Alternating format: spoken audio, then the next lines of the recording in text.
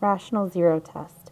So if the polynomial has integer coefficients, then every rational zero of that polynomial is going to be of the form p divided by q, where p is the factor of the constant coefficient, or is a factor of the constant coefficient, and q is a factor of the leading coefficient. So what we're going to do is make a list of possible rational zeros. Rational meaning that they are going to be either integers or fractions, not something that's a crazy decimal that goes on forever. These are not necessarily the x-intercepts of this graph. These are the list of possibilities that we can test. So what we're going to do is list out our p's and our q's, and we do that by saying p, which is that last number I look towards the n number, what things multiply to it? Well, the ways that I can multiply to get 2 are 1 times 2 or 2 times 1, right? But we could also do -1 times -2, and that would also give us 2. So we're going to put plus and minus for these numbers when we are listing them out. Then we want our list of q's, and our list of q's is going to come from the coefficient in the front, which in this case is 1. So I can get 1 by saying 1 times 1, or -1 times -1, so we're going to have plus or minus 1. So then I have my list of p's over q's.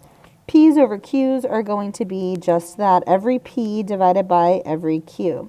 So I have plus or minus 1 over plus or minus 1, that's 1 over 1 is 1.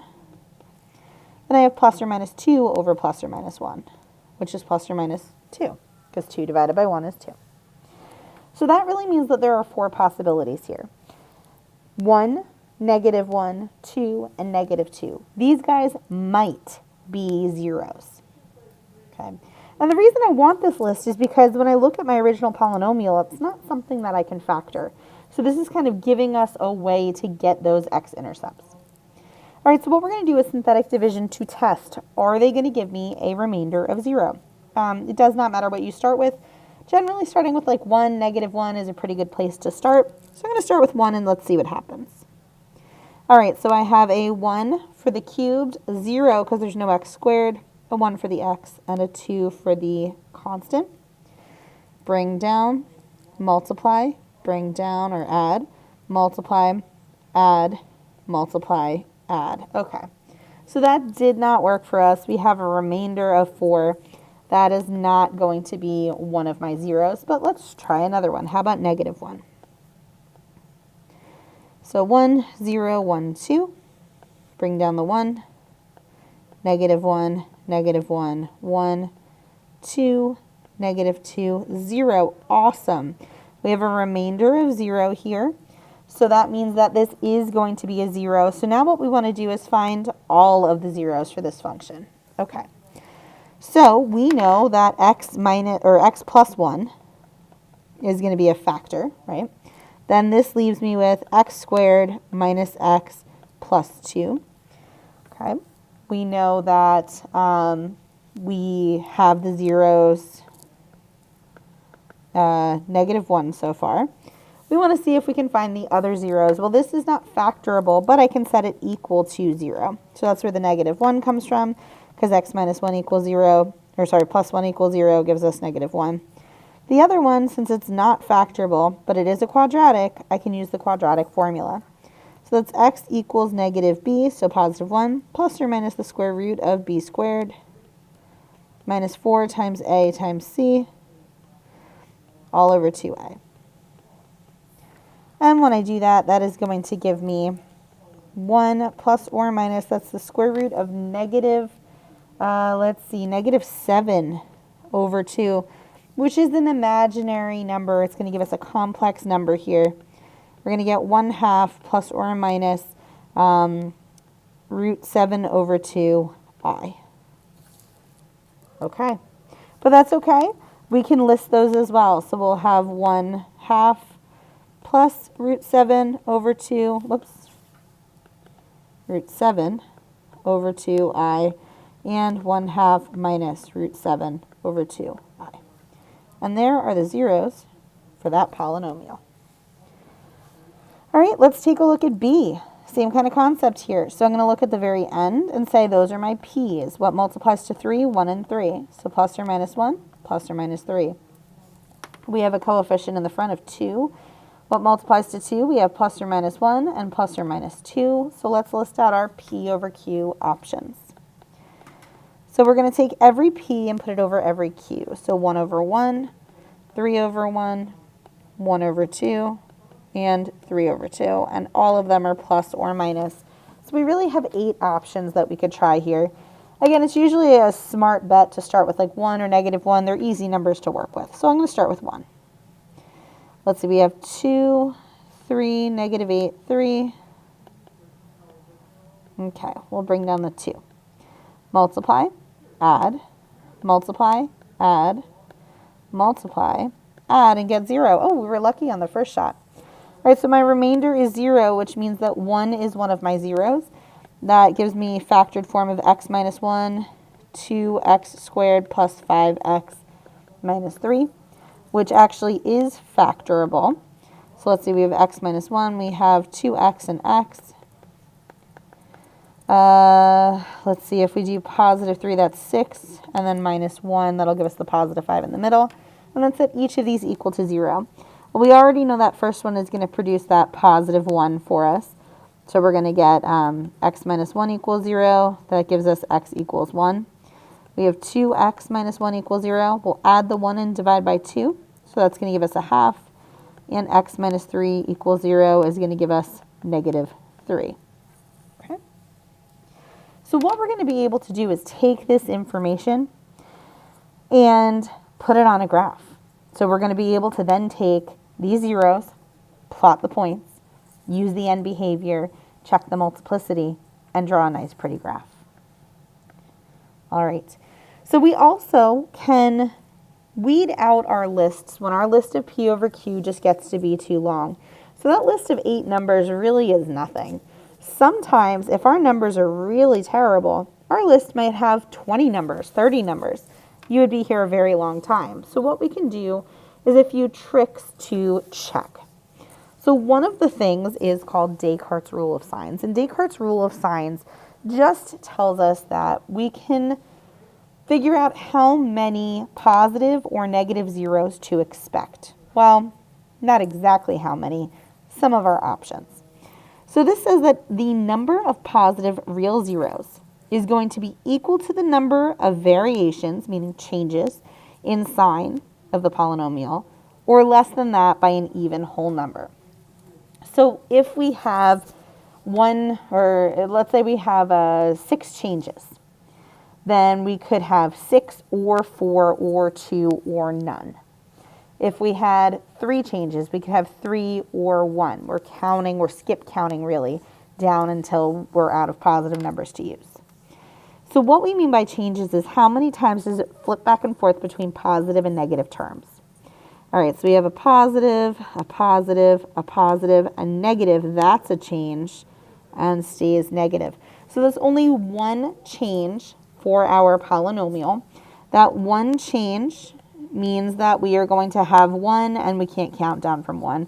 So 1 positive 0. Okay, or positive real 0, I should say. We just got imaginary before. All right. What we can do to check the negative is by first plugging in p of negative x. So let's figure out what p of negative x is. We have 3 times negative x to the 6th plus 4 times negative x to the 5th plus 3 times negative x cubed minus negative x minus 3. All right, any even exponent, the sign is not going to be any different. So we still have positive 3x to the 6th. This is now going to be negative, though. That's an odd exponent. Again, that's going to change sign. And double negative makes a plus. Okay. So how many times does this switch back and forth? Positive to negative, that's one switch. Still negative. Now positive, that's another switch. And back to negative. 3 switches. So that means since we have 3 changes, we can have 3 and we're going to skip count, or 1 negative real zero. Basically, it's a way to help us guess. So in general, if I see the exponent up here is 6, I should have 6 zeros if we include the multiplicities as being separate. So if something has a multiplicity of 3, it counts 3 times.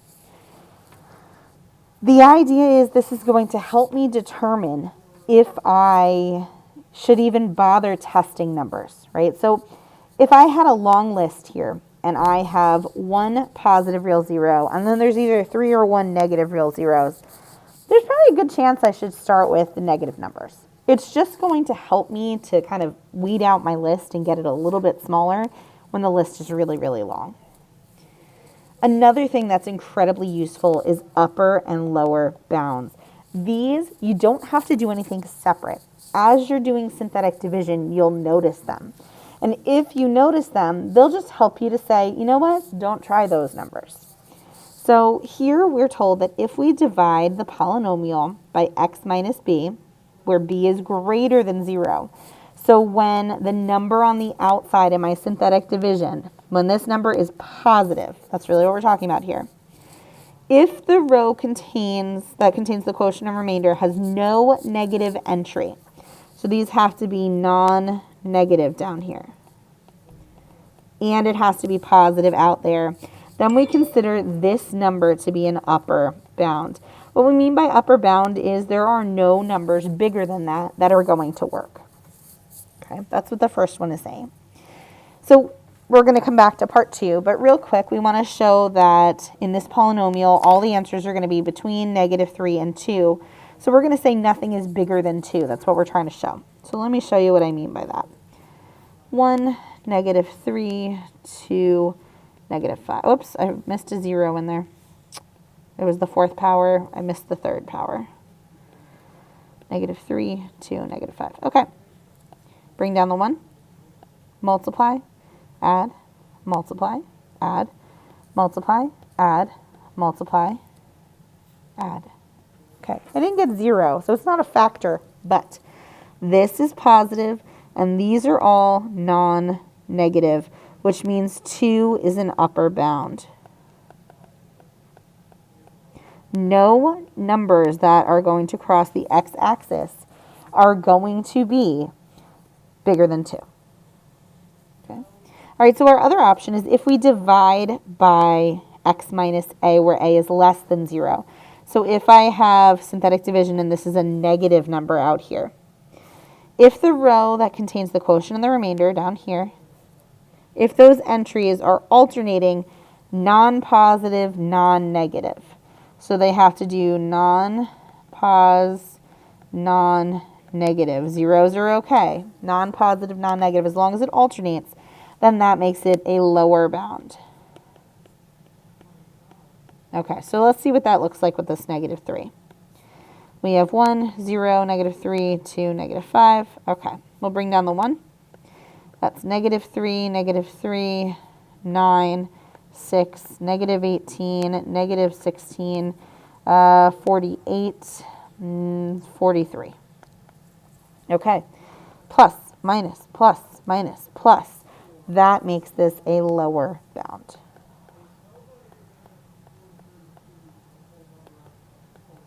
Okay, so there are no zeros smaller than -3. So if I went to my list, I would just kind of cross those numbers out. Say, don't bother trying them. They're not going to work.